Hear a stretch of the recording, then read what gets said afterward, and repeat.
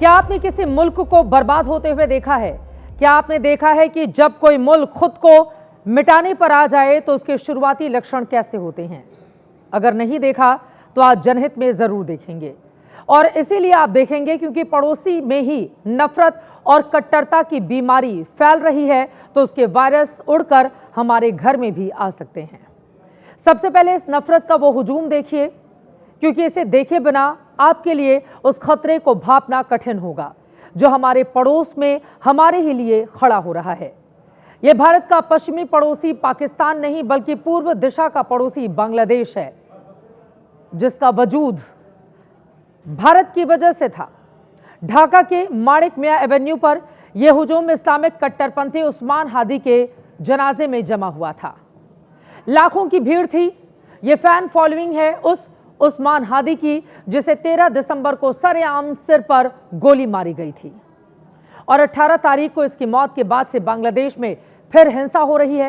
हिंदू निशाने पर हैं और आज उस्मान हादी के जनाजे में वही कट्टरपंथी जमातें जमा हुई जिन्होंने बांग्लादेश में नफरती हिंसा का नया राउंड शुरू किया है, जिन्होंने भारतीय हाई कमीशन पर अटैक किया और जो उस्मान हादी की हत्या पर हिंदुओं को निशाना बना रहे हैं। आज भी जनाजे में भारत विरोधी नारे लगा रहे थे। भारत के लिए भीड़ इसलिए भी गंभीरता से लेने लायक है क्योंकि ये सब कट्टरपंथी हैं और जिस सीढ़ी पर आकर ये खड़े हो चुके हैं, किसी के आतंकवादी बनने का सफर इसी सीढ़ी के आगे से शुरू होता है। उस्मान हादी कौन था और भारत के नजरिए से कैसा था, ये बात हम आपको आगे बताने वाले हैं, लेकिन उसके पहले एक और तस्वीर आपको गौर से देखनी चाहिए। कट्टरपंथी उस्मान हादी को सुपुर्दे खाक करने से पहले बांग्लादेश के संसद के कैंपस में उसकी आखिरी नमाज पढ़ी गई और उसकी मौत पर फूल और अपने आंसू चढ़ाने बांग्लादेश की सरकार के अंतरिम मुखिया मोहम्मद यूनुस भी पहुंचे। हादी की हत्या पर और उसके हत्यारों की अब तक गिरफ्तारी ना होने पर कट्टरपंथी भड़के हुए हैं। ऐसे में मोहम्मद यूनुस भी पूरे प्रोटेक्शन के साथ वहां पर पहुंचे और काफी देर तक रुके भी रहे। यहां इस तस्वीर के साथ ऑपरेशन सिंदूर के बाद पाकिस्तान से आई तस्वीरें रखना जरूरी है। ऑपरेशन सिंदूर के बाद दुनिया ने देखा कि भारत ने पाकिस्तान में जो आतंकी मार गिराए थे, उनके जनाजे पाकिस्तानी फौज के अफसर ढो रहे थे। उन आतंकवादियों की कब्र पर पाकिस्तान के हुक्मरान और उसके फौजी अफसर आंसू टपका रहे थे।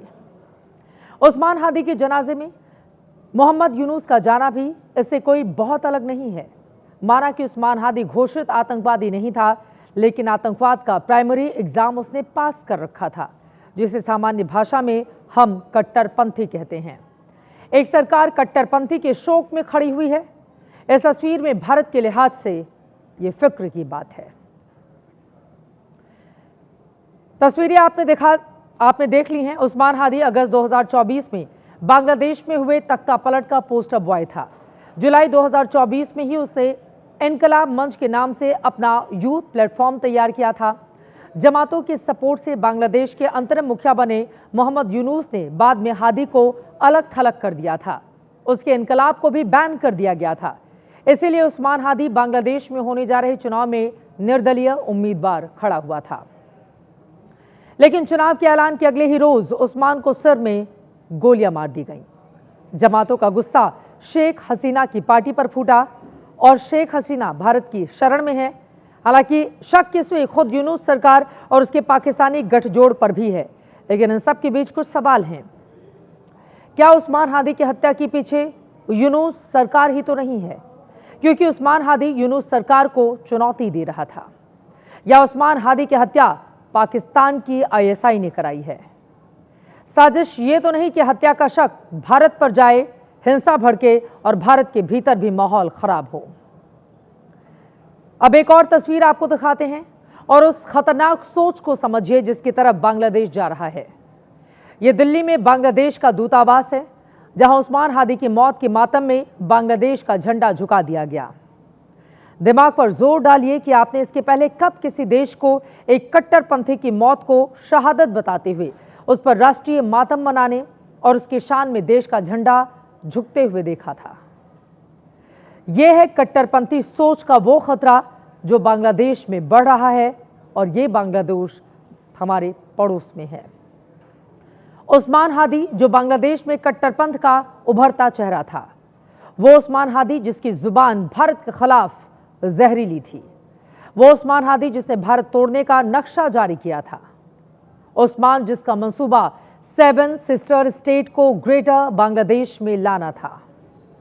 और क्या आप जानते हैं कि बांग्लादेश में इस्लामिक कट्टरपंथ के इस 34 वर्षीय मॉडल को कहां दफनाया गया? बांग्लादेश के राष्ट्रकवि काजी नजरुल इस्लाम की कब्र के एकदम बाजू में एक कट्टरपंथी को क्रांतिकारी के बराबर सम्मान दिया जा रहा है। इसलिए हमने कहा कि इस पड़ोसी पर नजर रखने की जरूरत है। अब बांग्लादेश में आगे किस तरह के हालात बनेंगे, इसकी हत्या का बदला किन लोगों से लिया जाएगा, उस्मान हादी के जो कट्टर समर्थक हैं वो अपनी सरकार पर दबाव कैसे बढ़ाएंगे, हर एक जानकारी खबर जैसे सामने आएगी आप तक पहुंचाते रहेंगे।